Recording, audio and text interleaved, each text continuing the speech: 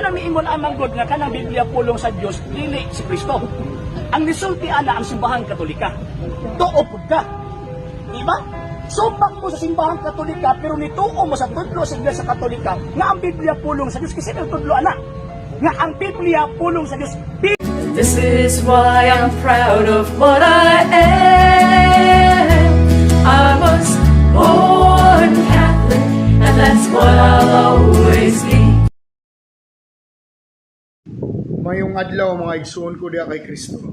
Kuni paambit karon kaninyo nga video gikan kang Sir RG Sino nga hindot kay nga pagka-explicar no about ni sa kaning mga mutuog Bible alone nga ang Biblia pulong ba sa Dios ug kinsa may nag-ingon nga ang Biblia pulong sa Dios ug nganong nituo man mo nga ang Biblia pulong sa Dios atong paminawon mga igsoon. Ang gitawag og Biblia part lang siya sa Word of God.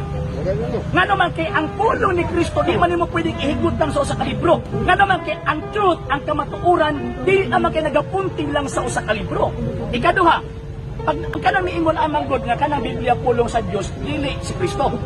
Ang nisulti ana ang simbahan Katolika. Tuo pud ka. Di ba?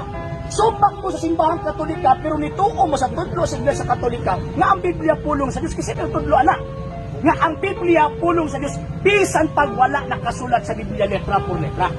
Kanang mo sa balaang kasulatan from St. Matthew hangtod sa Revelation, gisulat na sa nagkanaiyang panahon o sa nagkanaiyang tao. Ang simbahan Katoliko nga niingon na nga, kanang mga libro ha, i-include nato sa scripture nga tawagon na tong Biblia. Katoliko na natudlo, anak, ano ito uman ko? Tawag kay gitudlo sa iglesia ng gituko ni Kristo. Kamo ano nito uman mo nga ang Biblia pulong sa Diyos, kasi natudlo ninyo na. Is it possible this story is true? Yes, it is. You're right. It's fact.